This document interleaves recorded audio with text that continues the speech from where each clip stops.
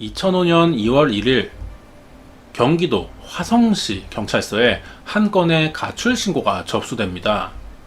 실종자는 남편과 사별하고 화성시 마도면에서 혼자 살던 62세 강씨였어요. 강씨가 며칠째 아무런 연락도 없고 전화도 받지 않자 이상하게 생각한 친척이 신고를 하게 됐던 겁니다. 경찰 조사가 시작됐고요.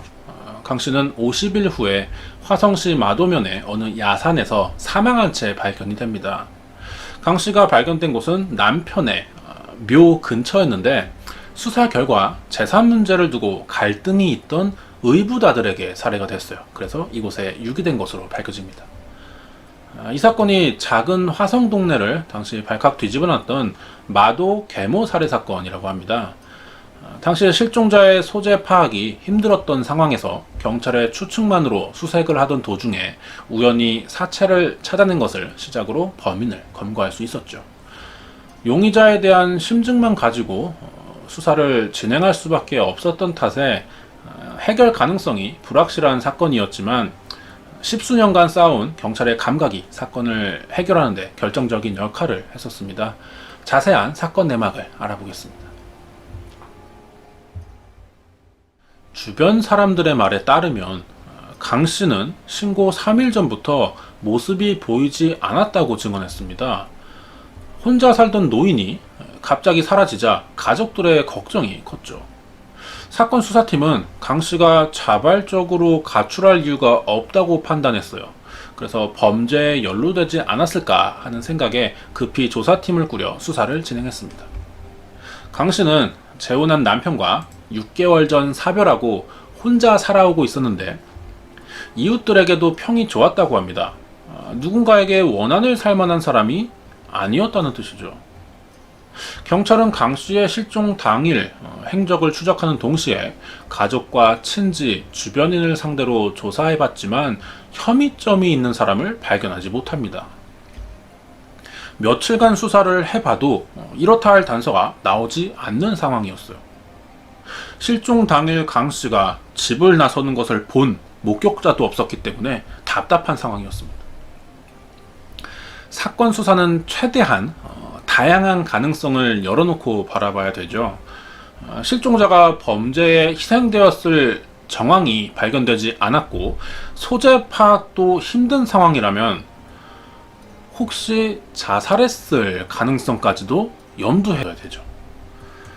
이런 생각이 가능했던 이유는 강씨가 재혼한 남편과 6개월 전에 사별한 데다 1년 전에는 외아들마저 비관 자살을 했었고 실종자의 나이도 환갑이 지났기 때문에 외로움이나 우울증 등으로 인해서 스스로 목숨을 끊었을 가능성도 충분히 고려해야 했습니다. 자살을 계획하는 사람들이 보이는 징후 중에 하나는 평소 자신과 관계된 장소를 찾아가는 겁니다. 만약 실제로 강씨가 자살한 것이라면 이런 장소들을 찾아갔을 가능성이 높죠. 그렇다면 강씨에게 가장 유력한 장소는 남편의 묘가 될 겁니다.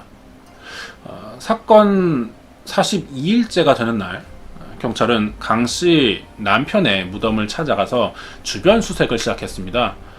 그리고 잠시 후 수사팀의 입에서 비명이 터져 나왔어요. 묘 근처에서 사람의 갈비뼈로 보이는 것이 발견된 것이죠. 당시 추운 겨울이라서 사체가 완전히 부패된 상태는 아니었는데 짐승들이 파헤쳤는지 곳곳이 훼손돼서 뼈가 드러나 있는 상태였습니다. 분명한 건 사람의 사체였어요. 감식 결과 신원이 실종된 강씨로 확인이 됩니다.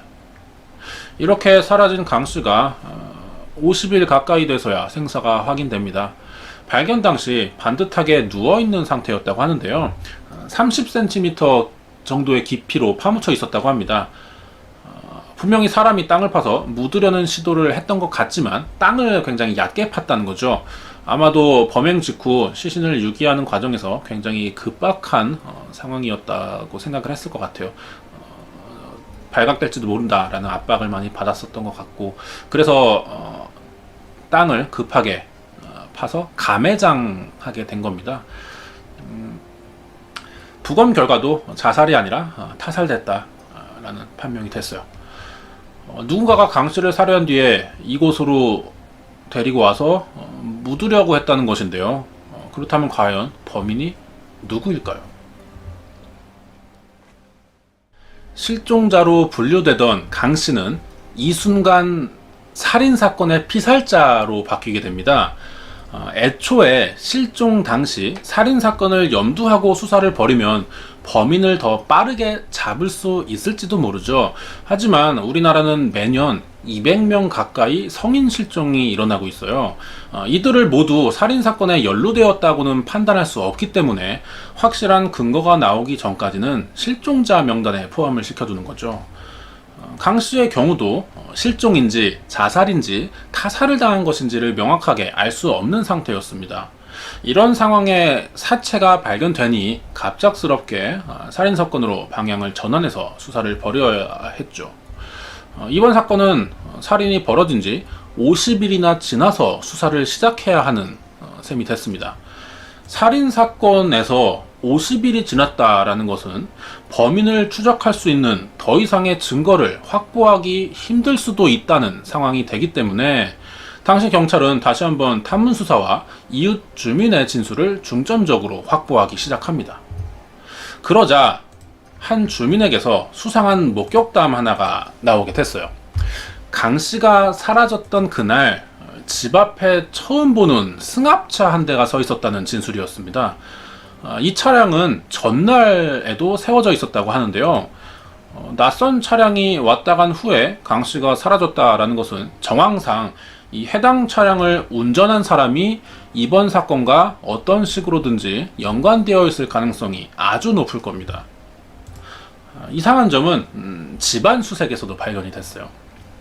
강 씨네 집에 있던 쌀도 없어졌고 키우던 개도 사라진 겁니다. 조금 이상하죠. 사라진 물건이 돈이나 금품이 아니라는 겁니다. 단순 강도 살인으로 보기에는 무리가 있는 정황이죠. 집안에서 발견된 흔적으로 보자면 면식범에 의한 범행 가능성이 있다라고 생각을 했어요.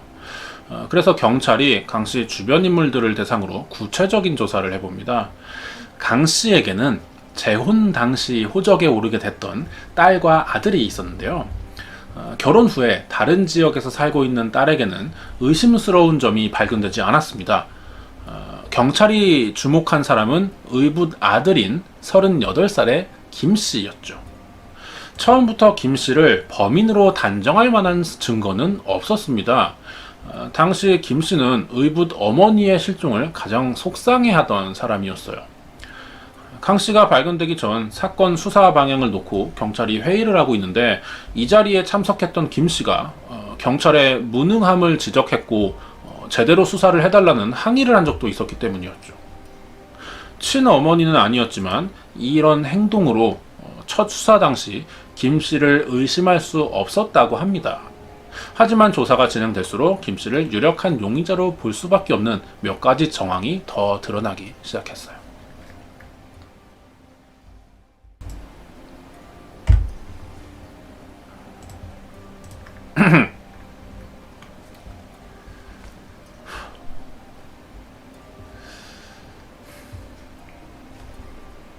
김 씨 주변을 조사해보니 건설 장비 기사로 일하면서 동거 중인 여성과 살고 있었고 수천만 원의 사채빚도 가지고 있는 상황이었습니다.